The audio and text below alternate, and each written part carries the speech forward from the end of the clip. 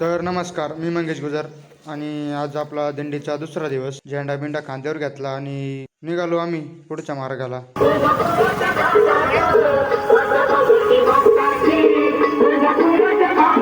नमस्कार, आम्ही आता रडतोंडी साईड तर आता आम्ही रडतोंडी साईडला निघालो होतो. आज जाता आम्हाला विमान सापडलं, ते क्रॅश झालं होतं. तुम्ही उडलं रे. तर आता पुढं बघू काय होतं. पोरं रडात्या का हसात्या. पायथ्याशी आलोय, पब्लिक पण आहे मागं आपले, नाही का सगळे मित्र. संदीप भाऊ, आता पाहू पुढं गेल्यावर काय होतं पोरांचं.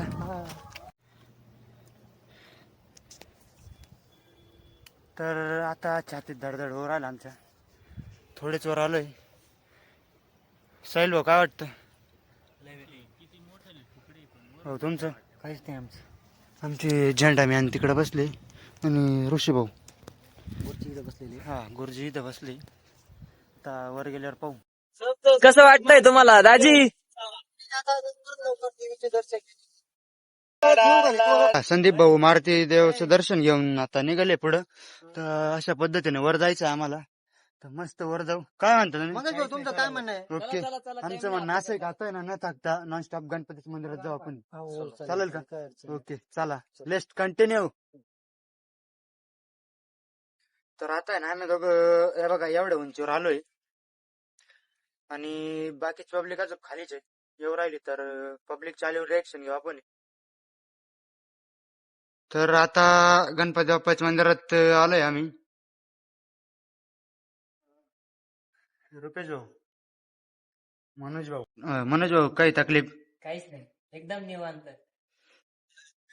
या वाटल्याची ना आमची परिस्थिती सारखीच आहे.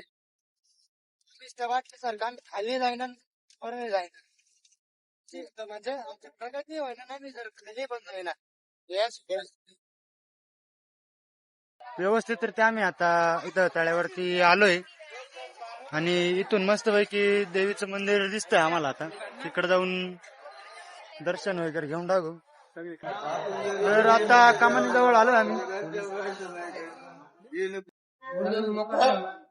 मध्ये ती गर्दी आणि त्या गर्दीतून दिसणारी आईची सुंदर प्रतिमा मनाला भाळणारी होती, नाही का. गर्दीला पार करत करत पुढे गेलो आणि आईचं सुंदर असं दर्शन घेतलं. दर्शन घेतल्यानंतर मन एकदम प्रसन्न झालं आणि बाहेर गाभाऱ्यात येऊन एक आवाज दिला.